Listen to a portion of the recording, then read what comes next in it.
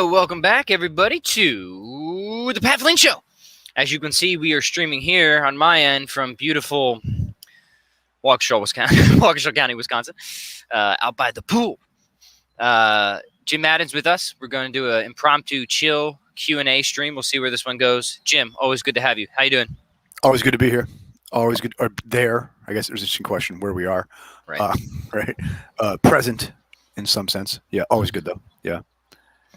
Good holiday. Yeah. No, good holiday. Brendan Sheehan says tropical. Yes, indeed, it is, isn't it? And this is Pat Flynn's vacation week, staycation week, because I actually don't like to travel. So vacation for me is just grab that hotel right there, which is like 5 minutes from my house and a 30-second walk from the pool here at Lifetime Fitness. And what else does a man need, Jim? Very little. To refresh himself. Good cup of coffee. They've got that here, man. They've got the cafe right there. So we're rocking. So the Lifetime Fitness, it looks like it's a whole compound. Yeah, man, it's a citadel. I don't know if you guys can see this. I'll move the camera if anybody's interested. Look at this. It does nothing to do with justice, man. This is a compound of compounds. Yeah. And here I'll turn the camera a little bit more. I don't know if you guys can see the whole. That's the cafe right over there, and giving you. I might as well just start selling memberships while I'm at it, collecting some commissions. Yeah, right. Yeah, I saw this. Better talk to somebody at the front desk. Right. Their Kettlebell Selection is excellent, though, I have to say. They've got a wonderful array of high-quality kettlebells here, so that makes me happy. And I will say this, that because I'm at home so much, I actually prefer to work out outside of the house when I can. So I'm actually sort of the opposite of a lot of people who come to me for my workouts, because most people just want to do something at home because they're at the office all day, right? And they just want something kind of quick and efficient. I'm not like that.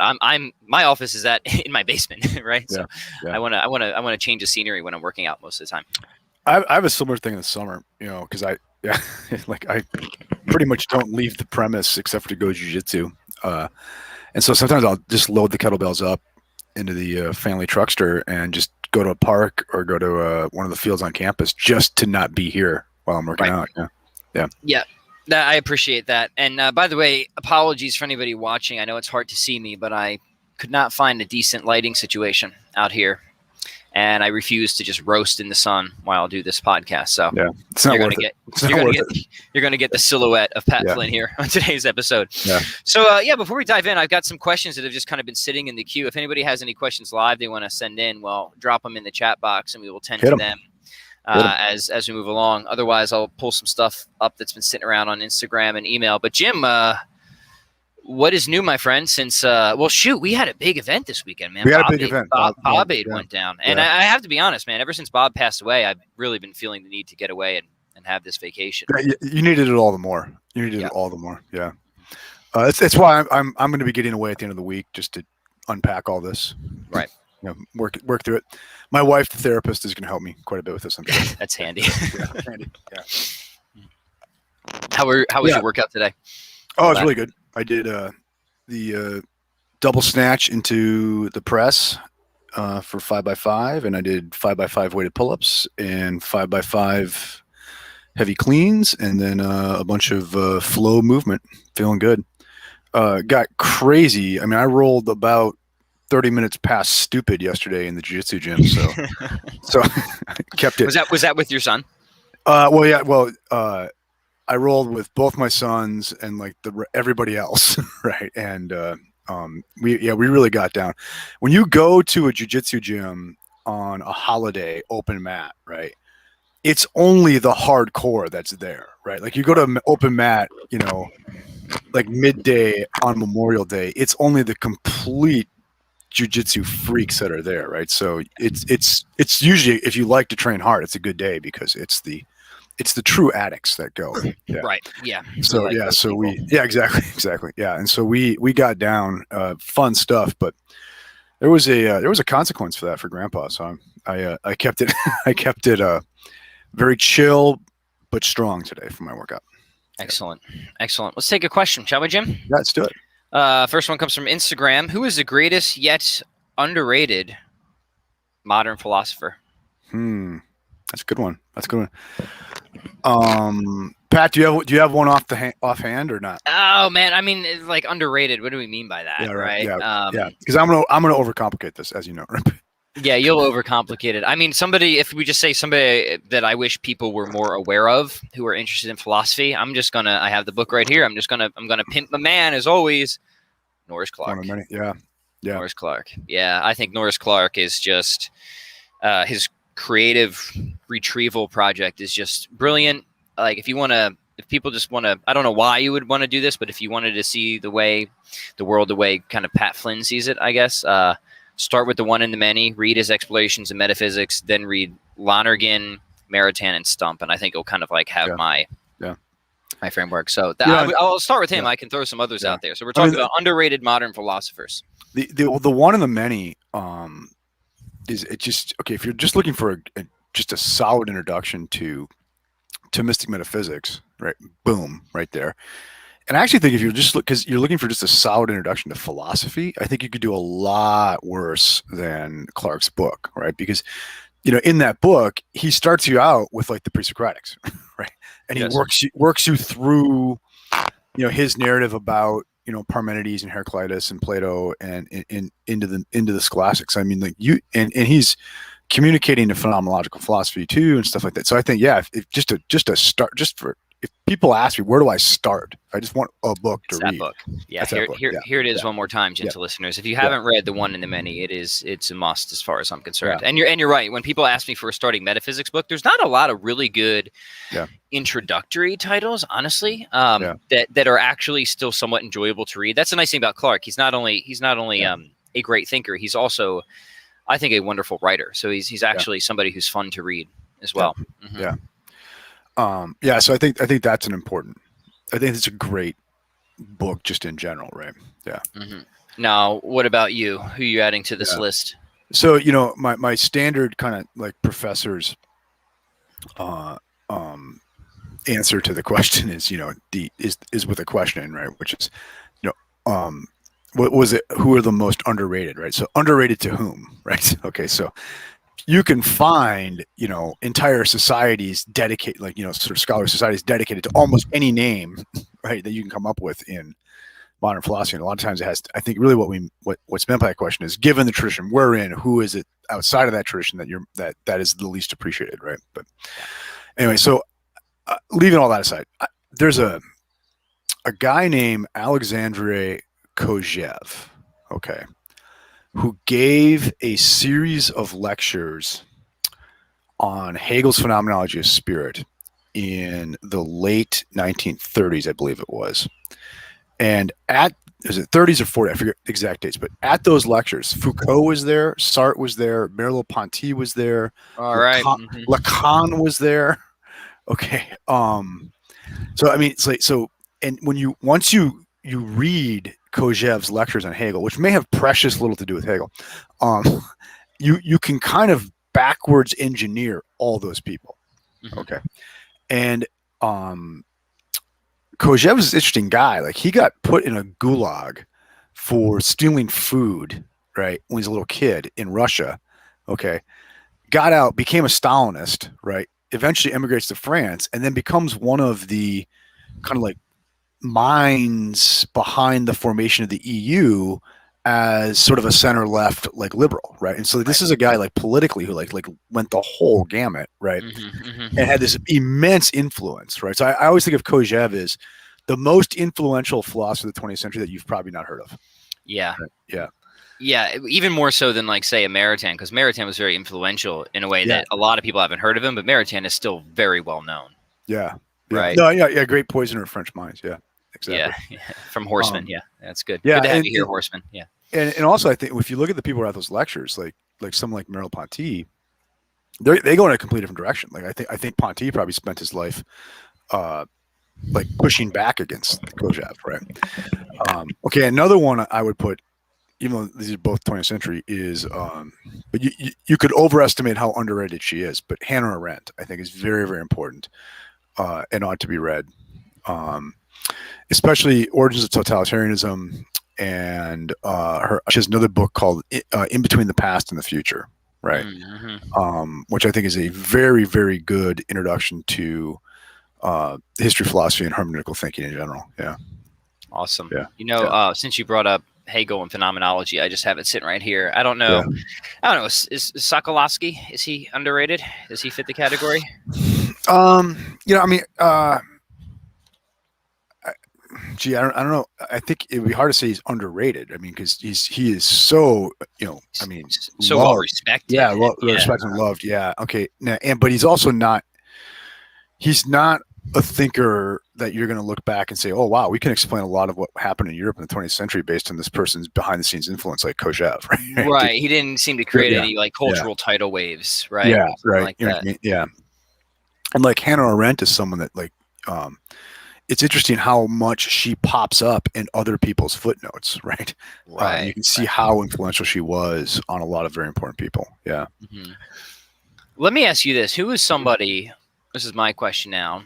Mm-hmm. Somebody who shaped your early thinking, or impressed you, maybe philosophically in your younger years, that you now don't look back on with as much of a high estimation? Yeah. Wow. That's an interesting question. So who do you want to throw under the bus, Jim? Yeah, no, that's an interesting question. Right. Yes, because a lot of what I've been doing the last several years is kind of returning to stuff that I was into as an undergrad and early grad school, right? I mean, I'll say this. This might be a little later in my development than what you're looking for, because this is like PhD program. But I have a pretty darn low view of the overall Leibnizian project now, right? even though I have, a Leibnizian hangover in some things. Okay, but no, I call it. Have you been able to shake the multiverse? Possible worlds. Exactly. Yeah. Hypothesis yet? Yeah. I mean that kind of metaphysics is something that I look at with a kind of like disdain now, right? Not disdain's too much, right?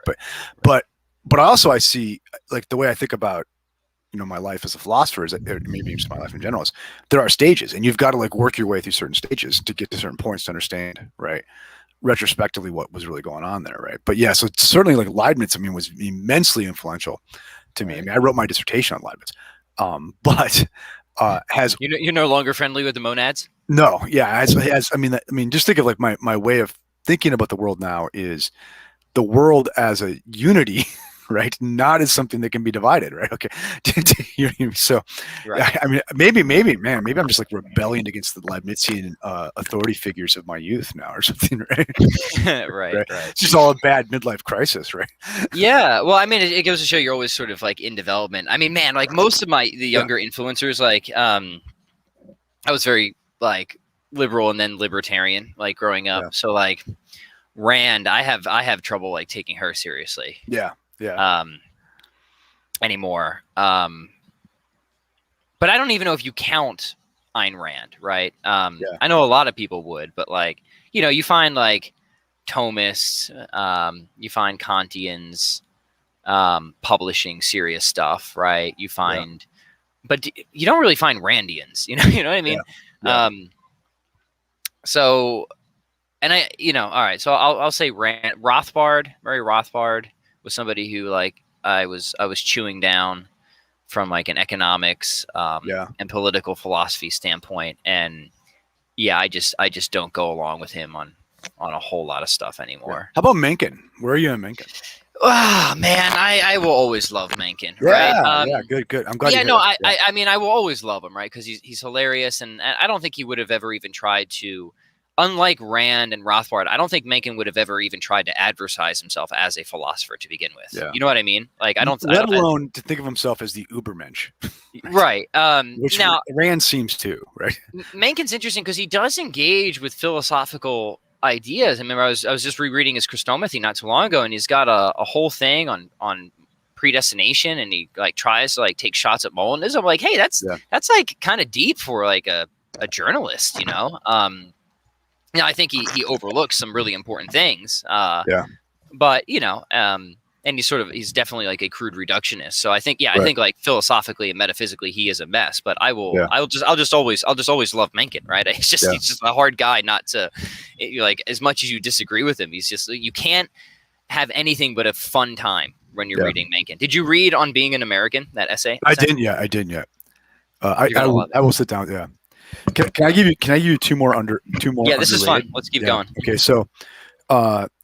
So I've recently been, I mean, not recently, I'm currently rereading Merleau-Ponty's Phenomenology of Perception, something I haven't looked at since, man, probably in grad school. No, maybe a little, but I haven't looked at it in many years, right? And it's Right. absolutely blowing me away. And Ponty's Phenomenology of Perception is one of those books you see cited all over the place, right? Like Charles Taylor is always dropping it. Herbert Dreyfus is always dropping it. You know, and now those guys they're scholars of it, but I think a lot of people drop the name and have never actually really encountered the text either, right? Mm-hmm. And Ponty is one of those names that's behind a lot of names, right? He's one of these people who, once you understand this guy, it explains so well what some of the people you're already acquainted with make, like what they're really up to, right? Right. Okay, another one I want to say Kant is one of the most underrated thinkers in the modern period. Okay, because you think he's misunderstood. Is that? Yeah, because I think the vast majority of people have read like the first half to 2/3 of the Critique of Pure Reason, and then they read, like something like the groundwork for the metaphysics of morals, and that's it. Right. Okay. And so they get this very, very safely secularized version of Kant. Right. Okay. And I mean, Kant's pretty darn secular. Right. But when you don't actually get into the back nine of what's going on in the Critique of Pure Reason, where he says stuff like, hey, I think though teleological arguments are not deductively sound proofs, they're enough to satisfy the yearnings of faith. Okay. Okay. And there's always these claims you'll hear, even from, sort of like teaching philosophers, about how, Kant's ethics is, opposed to the very notion of happiness or eudaimonia. But then when you actually read the second critique, you realize what he's trying to do is to find a way to square happiness with moral demand, right? Right. And this becomes the foundation of his argument for God's existence, right? Yeah. Is that somebody's got to make good on it seems to him that life is absolutely absurd if happiness and the demands of morality can go sideways, and he thinks reason itself can go sideways. Right. Therefore, there must be some other world where this all gets put back together. I've always been sympathetic to that line, right? Yeah, we were talking about this before. Is like, do you need an immortal soul on the line for that general ethical project, right? Yeah. And if not an immortal soul, then like at least something that goes on for a while after, right? Yeah, exactly. And then very, when you start talking to a lot of philosophers, like how many have ever read the third critique at all, right? Where he's trying to.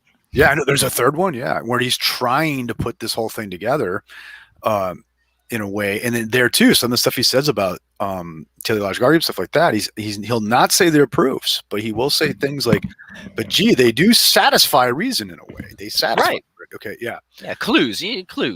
Suggestive. Yeah. An evidential weight. How about that? Yeah, that's fine. Exactly. Right. Now, I'm not saying if you get into, religion within the bounds of reason alone, that you're going to find like an orthodox Catholicism in there. Okay. I'm not saying that. Okay. But I think, I don't think it's very well appreciated the degree to which that Kant is in many ways trying to save religion. Right. And now you might say with friends like that, who needs enemies? Okay, fair enough. I get it. Right? But, right.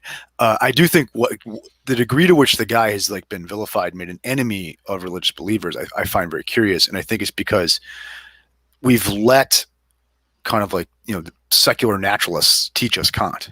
Right. Right. And like Peter Strawson is only reading like the first 2/3 of the first critique. Right? Yeah. That's good. Yeah. That's good. I appreciate that. I've said this before. I feel a similar way about Descartes, actually.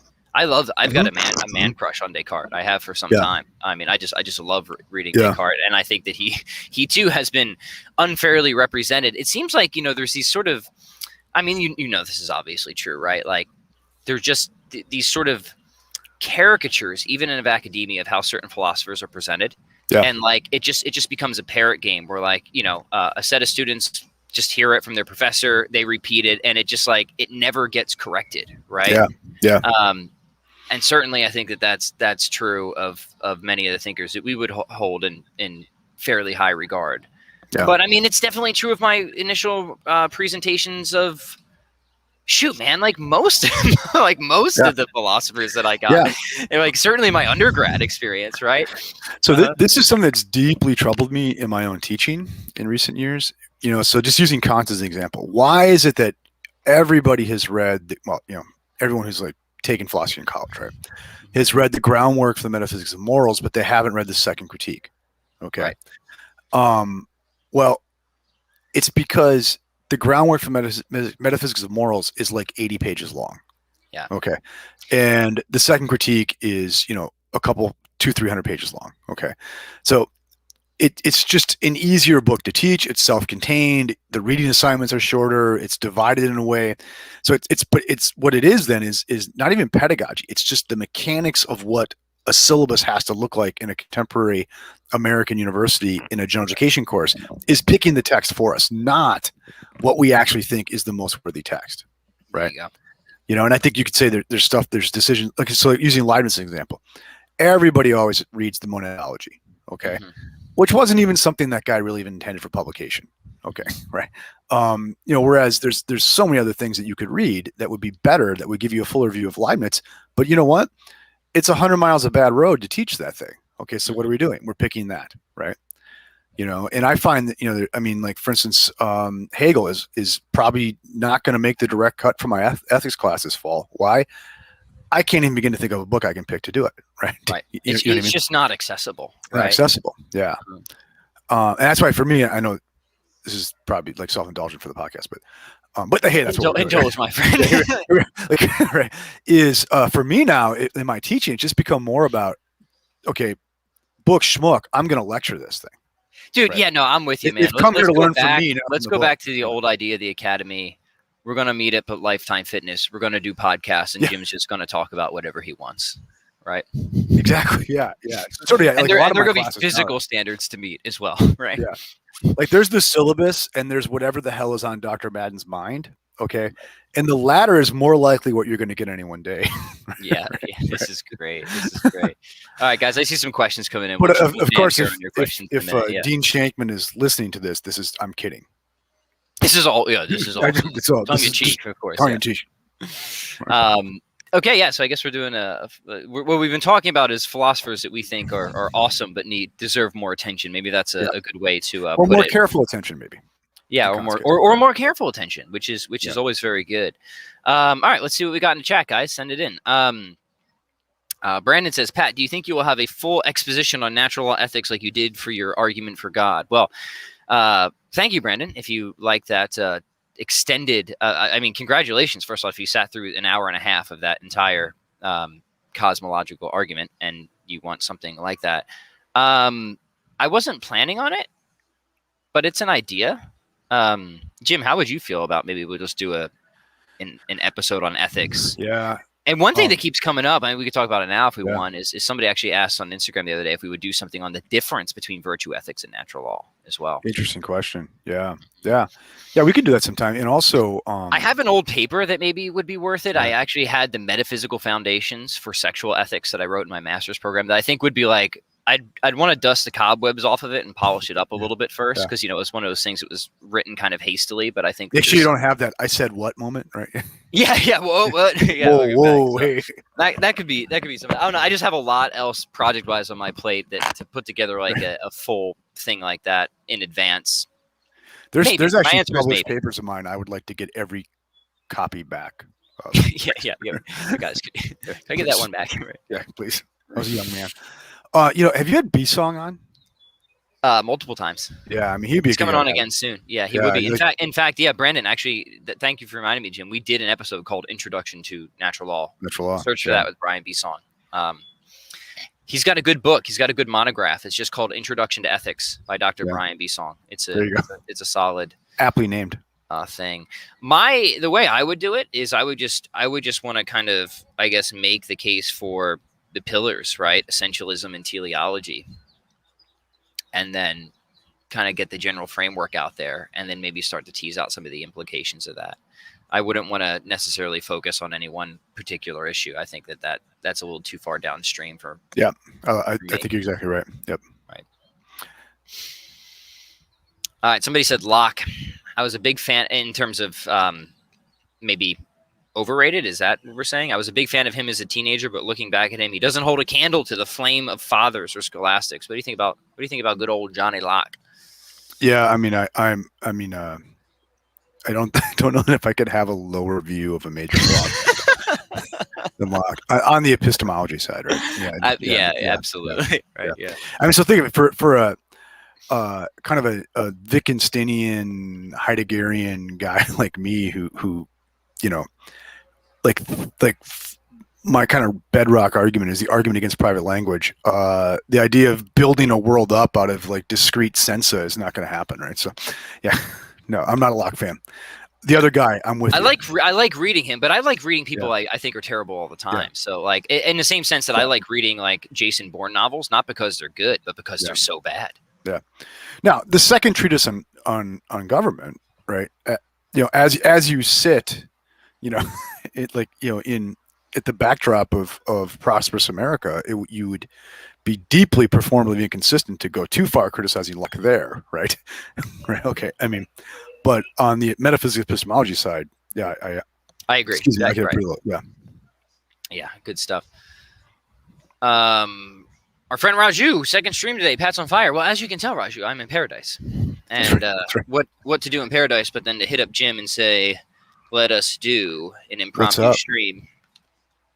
And here we are, just taking some QnA. So glad to have you back with us. We had Dan John this morning. Woo! That was a fun time. And I'm just sitting here just kind of like burning time. I was just chilling, reading for a bit, and then the kids will be up at the pool here in a little bit, and we'll go for a little swim. So nice. Here's a fun question. Parisa, if I'm pronouncing that right, says, are there any philosophers that scare you? Maybe someone whose arguments that would give you nightmares if they were true. Yeah, I got a lot, dude. Where do you want to begin? I think a contemporary one.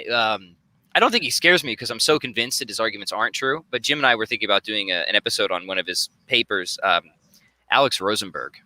Yeah. Right? Because he pushes that physicalist project through. But at the same time, like, I don't even know how I could ever get myself to believe the things he believes. You know what I mean? Like, I don't know. I just can't even see how that would be possible, right? Because one of the articles I sent Jim that I had fun reading not too long ago was where he essentially is calling out his like naturalistic colleagues on not being nihilistic enough about everything, right? Yeah. Right. He's like, look, you guys are still holding on to morals, you guys are still holding on to meaning, you got like it's time to let it go, right? It's time to give it up.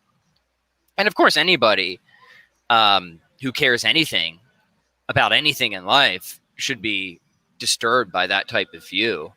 But the thing that that I guess makes it frightening is that a very intelligent person is advocating it, right? Like anything else. So I don't know, Jim. I'll let you pick it up from there. Yeah, I mean, I don't know that I'm scared by any philosopher. I think I'm confirmed enough in a lot of like the very big questions for myself that I don't feel like I have skin in the game, where like I'm gonna suddenly have a worldview flip, right? Because of something I read, and partly just because I've read at this point, like I've read so much, and nothing's going to surprise you at this point. Yeah, I'm not going to be surprised by something, right? And I think for me, so that means like less rides on like any one philosopher I'm encountering or something like that, right? And so like say like someone like a Rosenberg, it's not so much that I find it scary. I think it's kind of what you were saying, Pat, is it's like I don't know how to like take it seriously when it's so clearly self-referentially undermining, right? You know what I mean? I do. Like the fact that you're taking up the pen to tell other people that life is meaningless could only seem to be motivated by some sense of value to things that you're trying to, and so, it's less scared, more. I just don't know what to make. He clearly values the truth that he doesn't think exists. Yeah. Right. And let me clarify. Like, I'm not scared by the sense. I better not read Rosenberg because he might push me into nihilism. Again, I've read plenty of Rosenberg, and I find it fantastically ridiculous. Yeah. What I should say is that if that worldview were true and I were somehow convinced of it, I would probably just throw myself off a bridge. Yeah. Yeah. Right. That and in that sense, like if I were convinced of that worldview and if it were true, I don't see how I couldn't live in a state of just feeling like everything is a perpetual nightmare. Right. Yeah. You know, and one of the things that troubles me about Rosenberg, I have to be careful because I mean he could be an incredibly well man. He might be in the chat box right now. Yeah, or and just it might be an incredibly well read man, and I haven't looked at all of his stuff, things like that. Okay, so I always want to be careful, right? But and this is something that became important to me in the last several years is, when he says, okay, if you take this evolutionary view, then like life is meaningless and blah blah blah. Okay. As if like Schopenhauer and Nietzsche, right, and some other people in the 19th century hadn't realized that as a problem, had attempted at least to come up with very, very interesting and subtle ways of like salvaging meaning, in the wake of naturalism, right? Okay, you see what I mean? And in ways that are like very sensitive to the self-referential problems and things like that. Okay, I'm not endorsing those views, but I'm saying is it's not like, a lot of times guys like this kind of annoy me because they act as if there like this is news, and there isn't a very, very rich tradition of people thinking really hard about this, like geniuses thinking really hard about this, right? You're absolutely right. Right. Yeah. It's funny. I was reading a book series. I like.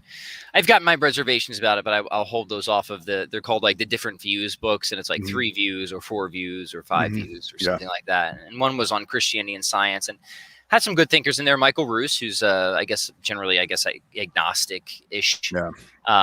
Interesting guy. I love reading Michael Roos. He's a really interesting thinker. And Bruce Gordon, who I thought did a really great job. I mean, towards the end of his essay, he veers hard into idealism. So I would have some issues with the arguments he uses for that.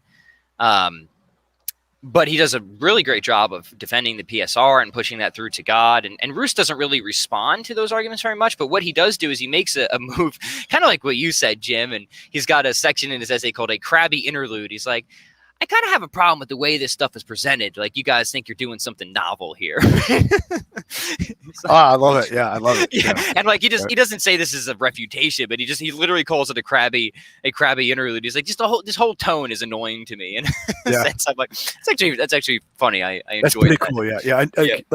I guess I would expect nothing less from Michael Roos, right? Right. Yeah. Where's he at now these days? Do you know? South Florida, I think. Is that? Yeah. Ricky says, second live of the day. Pat, French toast props due.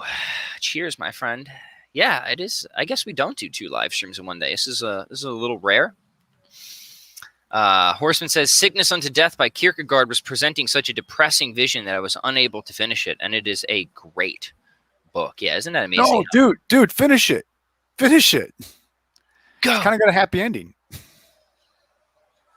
But it is amazing how, because the one sin to the Kierkegaard of Sickness to Death is to despair.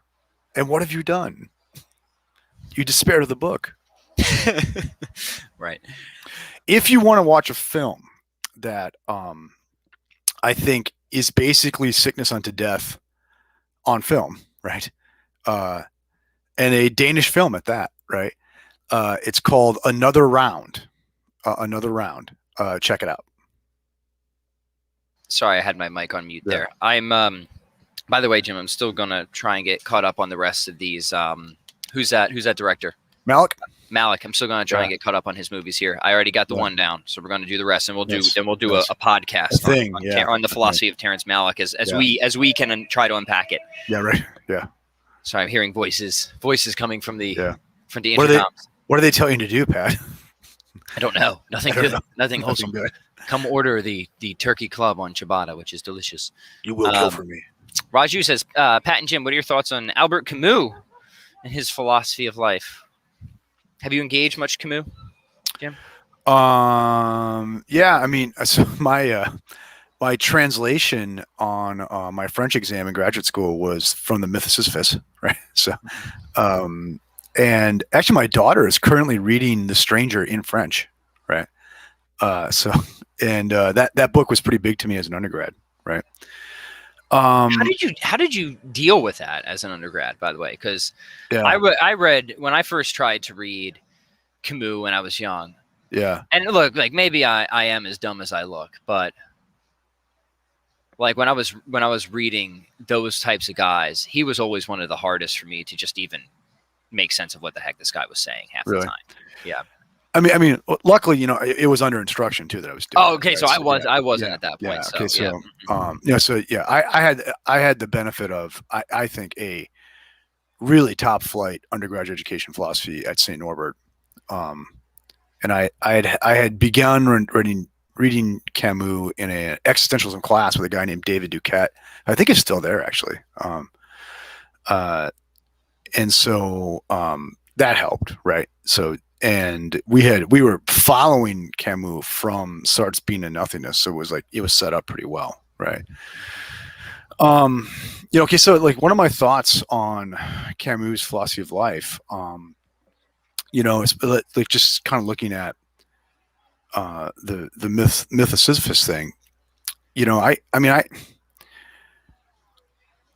older I get, right, the more I can kind of understand what he's up to there, right? Okay.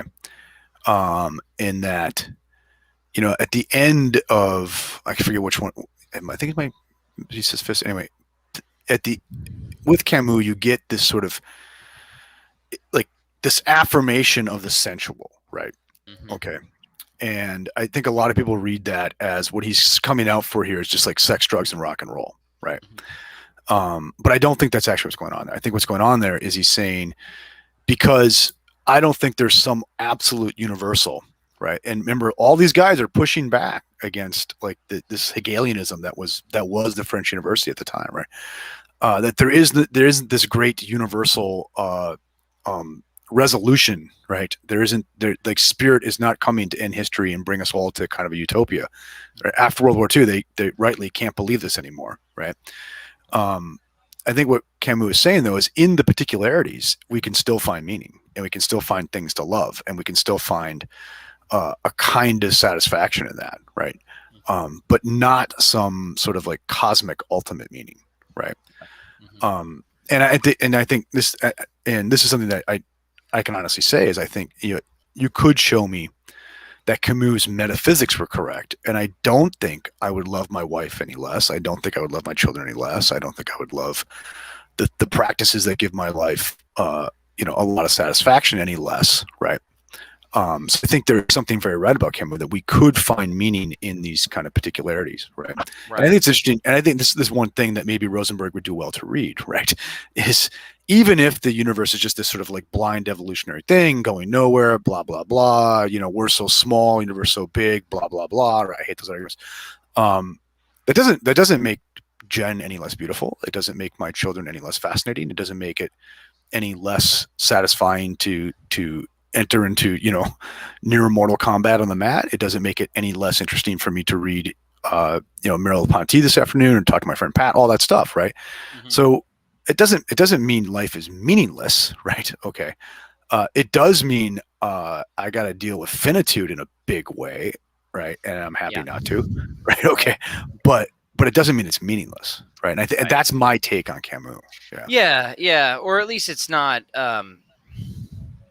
Yeah, I've thought a lot about that, especially after our previous conversations. Like it's I guess we could say it's still objectively meaningless. Like the universe doesn't have a purpose for you, right?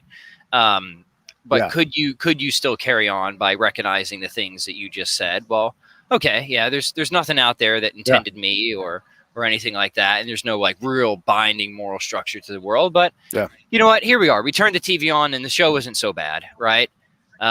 I don't have an immediate need to turn it off. It seems fascinating to me, right? And my wife still seems beautiful. My kids still seem interesting and this or that. So yeah, I don't know, man. I wobble on that position. I don't feel as confident as you do. You know what I mean? But but I appreciate what you've just said. And I don't want to deny any aspect of it, right? You know what I'm saying? But it is this sort of objective. Yeah, and I don't know what it'd be like to be able to like make a case for it one way or another. Yeah. Right. Uh-huh. You know what I mean? But I guess one of the things is I think it's maybe important apologetically, because a Right. lot of times, well, you're only a Christian because, otherwise you'd have to admit your life is meaningless and stuff like that. And, I could be my a take is Hindu always, and I don't not know. admit that. Yeah, exactly. Or, you're a theist of some sort, something like that. Yeah, Right. right. Look, I decided to marry Jen before I took any of this seriously. Right. Right. you know, Oh yeah, uh-huh. yeah, Yeah, same thing. I was with yeah, my wife yeah. You, too, before I right? Yeah, you converted. too. Yeah, You yeah, too. absolutely, right. Yeah. You know what I And mean? part Right. of but here's the thing, part of that, I don't know if this is true for you, Jim, but my wife, the love Mhm. I had for her, I mean, I often present these arguments, but my conversion was not just strictly Spockian, right? Or Right. rational, but it's like trying to cash out where it's like, shit, like I love my kids more than anything, right? Yeah. And it's Yeah. hard to think that at the end of the day that all that is something related to impulses, physical impulses that have somehow just been useful for propagating my genes, right? Yeah. Like it Yeah. just it's like they're like yeah, you know what I mean? Right. So this, once again, this is kind of a move you've seen me make before. Is, for me, the meaning of my life is a premise, not a conclusion in the argument. Right. Right. Mhm. Right. And I think that's legitimate, by the way, Yeah. because Yeah. at the end, I've become more sympathetic to the idea of like, there's just certain experiences that are so basic and so obvious that if your worldview can't make sense of them, if it can't explain them, but rather has to explain them away. Yeah. Personally, like I'm just kind of over entertaining those worldviews. You know what I mean? No, exactly. Yeah. This is totally where I am. Yeah. Right. Totally. Yeah. And this is, I mean, so many examples I could give you where I've kind of made that term, where what is it? What's the explanation, and what is it that needs to be explained? And I think in a lot of ways we're flipping it in the wrong direction, right? Sure. Right. But it is cool to see it can go in both directions. It can go in both directions. Yeah. Yeah. Totally. Right. Yeah. Good stuff. All right. Let me scroll back up here. Parisa wants to know quick thoughts on CRT, critical race theory. Well, I don't know if we can do quick thoughts on that. I've been wanting to do a fuller episode to try and give it a fair examination, but I don't know, Jim, if you had any quick remarks. I mean, I haven't given it enough thought to responsibly do it. Right. Did you see that thing I flagged you on Facebook? I don't know if I did, because IJ just had a guest that does this. An interesting way. Okay. So that might be someone you could get that guy pulled in. I'll find it. I know it's the cultural hot topic right now, but same thing. I typically don't. A general policy I like to have is I try not to rush into making myself look foolish on things if I can help it. Yep. I'd be willing to wager it is not as stupid as you hear on Fox News. Okay. Right. But I'd also be willing to wager there's more to worry about with it. That is exactly my intuition. So we'll return to that for you at some point on a deeper episode, and even with a third guest. So stay tuned on that. Yeah. I saw. Let's. Oh, look who's here! This little rat. Alex, the Hebrew Hammer Salkin. Who is your favorite kettlebell and bodyweight maestro, and why is it Alex Salkin? I thought I smelled something funny in the comment box, Jim. I thought, yes, things clearly had gone wrong. My screen got crooked, Dude, Alex, I'm pretty sure I messaged you to come on the stream, and he said he was busy, and now he's hanging out in the comments. Ping me, dude, if you want to come on and Jim and join. He's too busy doing that fabulous bottoms up press in his avatar. He's always got cool pics. All right, we're scrolling back up. Alex, we'll come back to you. Scotus definitely needs more careful attention. He had a number of critiques of Aquinas that were brutal. Yeah, I mean, Thomas would do well to engage Scotism. They would do well to engage many other things. I mean, like anything else, I think Thomas can become a little bit in their own bubble. You know what I mean? Once again, the guy's a doctor of the church, so in what sense is he underrated, right? I mean, just because analytic Thomists aren't talking about him very much doesn't mean he's been missed, Yeah, no, I agree. Right, there's a lot of Scotus out there. Right, there's exactly. A lot of my friends are very much all about Scotus. So some of my best friends are Scotus. Yeah. Do you ever have a best friend that was an absurdist? I think, speaking of Camus, right? I met one person who was like a really dedicated absurdist. And of course, she didn't really live that way. She was a deeply passionate, committed, and very interesting person.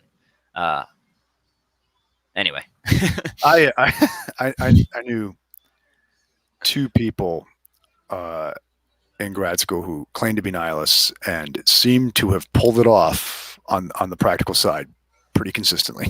So, Right. but we won't go into those details on the air. Yeah. All right, let's keep going here. Sorry, I keep losing where I was on the scroll.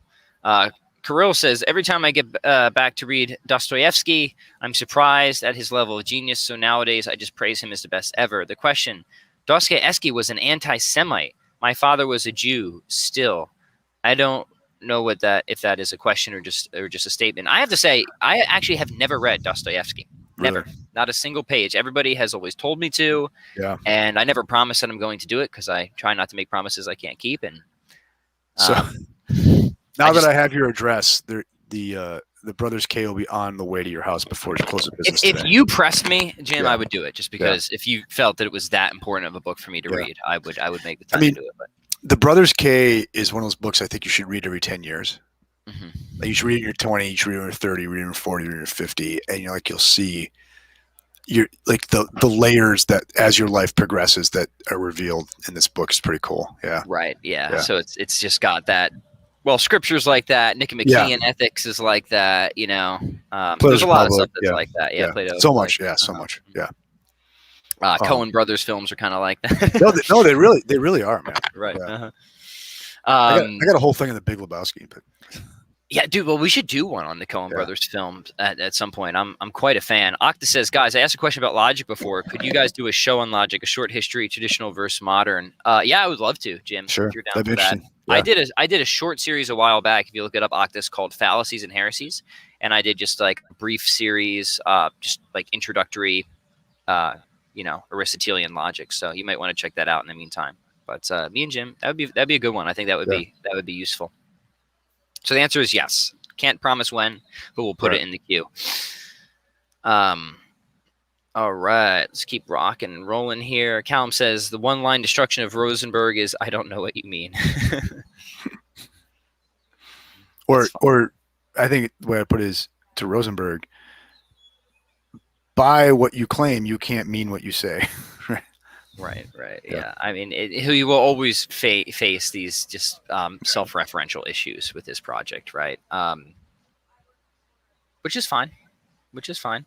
Horseman says, in my opinion, pessimistic philosophy is not discovering or presenting truth, but expressing despair of the human condition. Best text on pessimistic philosophers, Conspiracy Against the Human Race, Legati. Thank you for the recommendation, my friend. Fair enough, yeah. Yeah, don't let us monopolize the conversation here, guys. If you've got some good stuff, do you think people should be reading? Drop it in. Right? We live in the democracy of ideas here on the Pat Flynn Show. Right, indeed. I'm just kind of jumping around right now. We'll try and get as many as we can. Raju says, thanks, gentlemen. One more question. Would getting too much philosophical stuff make me a bit crazy compared to other people? Hopefully so. Almost certainly.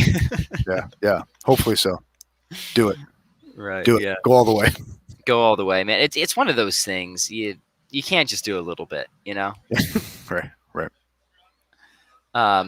Apathia says, I watched your contemporary Thomistic argument for God video. I was wondering how you approach someone who says there can be an infinite amount of conditionals, but denies a set to be made of them. Yeah, I addressed that in the video, actually, more than once, right? So I say the way I formulate that argument is you can cast it entirely in terms of plural quantification, right? So if you think that reality in total is just like a single big thing or a collection of, you can just keep it all in plural, so the argument will go through. So while that objection, I admit, I might have certain force against some contingency type arguments, the specific formulation I give takes that under consideration. So I would just say, I probably spent at least 5 to 10 minutes talking specifically about that. And I understand it was a very long video, so that might have been overlooked, but it's in there.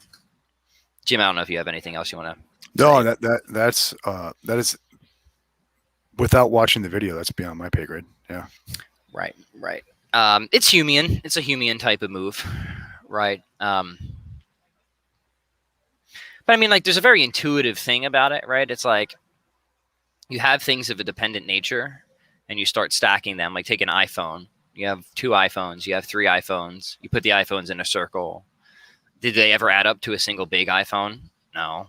But do they still all stand in need of an explanation? Yes. Right. Yes. Yes. Alex, spidey senses were tingling. Indeed. Indeed, indeed. Speak for yourself, man. Callum says, man, my man legitimately left my comment for dead. Check out his boy 20 comments later. Hey, man, we came back to you, Callum. We got you. I couldn't let Alex just sneak in here like that, undetected. Sorry, if I miss a comment, guys, it's just the feed just gets hit it again, right? Down. Yeah, just hit it again. Just submit it again. Just bat me again. It's free. It's free. Horseman says, Devils, Brothers K, Notes from Underground, Crime and Punishment, all must-read books by Dostoevsky. This is what everybody tells me. I don't have an excuse for not reading him. I really don't. I just haven't done it. The Devils is my favorite one. Is it? Yeah, but I think it's the less canonical, right? You know. Mm-hmm. Which one would you say one should start with? Because, you know, you can have a favorite and a best, but that isn't always the one people should start with, right? I think Crime and Punishment is the gateway drug. Mm-hmm. So you might start there. I mean, like, you sit down with the Brothers K and it's 800 pages of tiny print. And you're like, yeah, how long is that going to be in my nightstand before I finish it, right? Crime and Punishment is much more tractable, and it doesn't have the cast of dozens of characters, with under various like different formal and informal names that you have in the Brothers K. So I think probably a good start is Crime and Punishment. Okay, that's good. You know what I do now, Jim, is I like Sundays, I just like put all my usual like research and technical reading aside, and like Sunday is just something different, just to force me to get out of my reading routine a little bit. Like I told you, I've been reading, there's only half of it left. This is half of what's left of Steinbeck's letters. The book literally was so well loved that it broke in half. So I love it. I don't know where the second half is, but I could put Brothers K in the Sunday reading slot for the foreseeable future. It's time. What are you reading for just leisure reading right now, Jim? Anything in particular? I am currently reading Graham Hancock's America Before. Okay. I don't know if you know Graham Hancock. I mean, I can't say I've probably branded myself a nut job, but he's been pushing this thesis since like 1990, that he thinks that civilization's on its second run. Okay.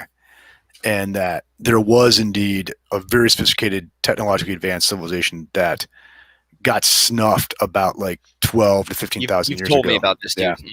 Yeah. And I mean, I don't know what to make of it. Okay. But I do love that he's a renegade, right? He's thinking outside the box.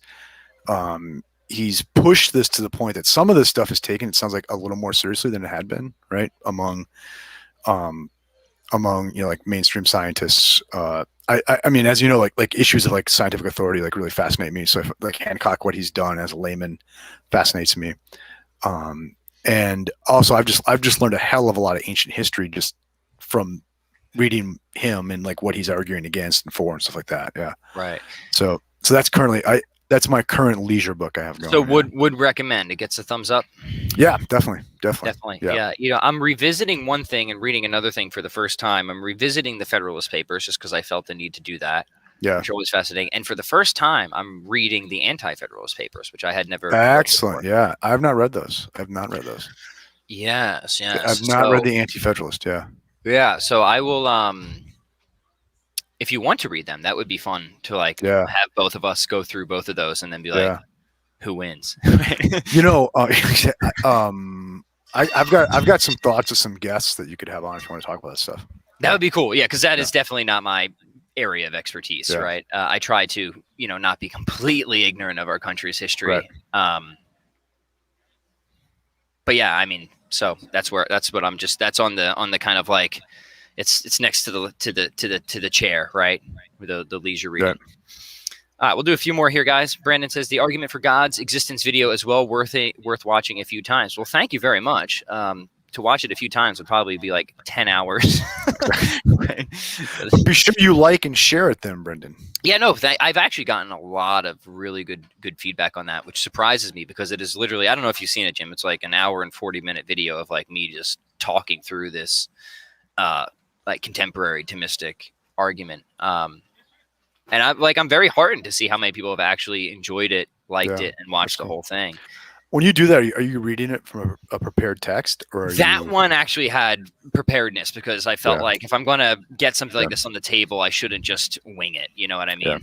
Mhm. Yeah, I've And kind of wondered it was actually doing that. somewhat extracted from the paper that's currently under review, the one that you proofed for me. So since you read that, you Yeah. kind of know what's in the. No, I've thought about doing like maybe just basically like reading a chapter of the new book, into YouTube. Yeah. Yeah, well, I think, I can't speak for everyone else, but I often really enjoy that type of stuff myself when Yeah. I'm on YouTube. Like I Yeah. look for stuff like that. Like sometimes I'll just let somebody read Plato to me. You know what I mean? Yeah. Yeah. There was a guy out on YouTube who like this is one of the things that so I had just kind of tripped over John Hoglan, who has like been really influential to me. Right. And I had ordered a copy of his book on Heidegger, and I found a guy who, while I was waiting for it to get here, I found a guy who was just reading that book aloud on YouTube, right? And I have to admit, I sat through like 3 hours of this guy reading Hoglan's book aloud. Yeah. Yeah. I would do, Jim, if you want to come on and read a chapter of that on this channel. Yeah. That would be cool. Guys, give us like a like and a comment, and I'll give Jim $5 Yes, to, that's right. Yeah. to just read one of his chapters. That's my almost Seriously, salary in the that past would be year, so, awesome. Like Yeah. pick a chapter. That would be Or sweet. even like man. just the introduction or something like that. Yeah, that would be, Yeah. dude. Let's do it. Let's Yeah, do it. it'd be That'd be awesome. Yep. Maybe So my daughter Martha is going to nationals for forensics, right? Which is sort of competitive speech and acting. Maybe I'll have Martha read it. that would be cool. No, That would have would be style. really cool. There'd be some style to it. Yeah, It no, wouldn't that's just be good me because doing- all yeah. I did for that video is I just put like a cartoon of Aquinas. So there's no video; it's just voice. Yeah. So we can do like a pretty background of palm trees like this, and then you could just have Martha read it, and that would be awesome, man. It's happening. That's as simple as that. It's done. Yeah, I have to talk to Martha about it, but she'll get a vote. Yeah, it'll be either Martha or Jim. But don't If Jim. all when you goes read your- well, yeah, you will be meeting soon. Yes, let's talk about that before we go. But I was going to say one quick thing. After hearing you read that tribute to Bob, the chameleon, I mean, I'm not much of a crier, but we got close there, Jim. Yeah. So I think you've got a wonderful presenting voice. Thank you. And that literally was in the book. I didn't write that for like de novo. Right. Yeah, it's just extracted, right? I told my wife that her limerick went over very well too. Yeah. Excellent. All right, guys, we're going to close this. I think we're going to close this one out here. Jim, what do you want to say before we go? This has been fun. Been out about an hour here, so. Yeah, right. It's been fun. I love the impromptu. I love how I used to get nervous to podcast, and now it's just become like the daily routine, right? Yeah, it's like anything else, right? Yeah. I mean, I remember when I just been doing it for so long that I don't think about it. But I remember when I first started doing YouTube videos, which is like well over a decade now, man. Yeah.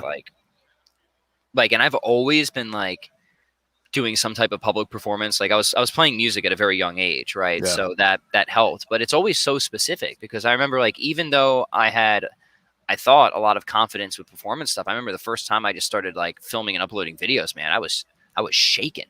You know what I mean? Yeah. So it's just like a specific thing, right? Any new novel thing, you just Right. it's exposure therapy, right? You just need to do it to get over it. Exactly. Yep. Yeah.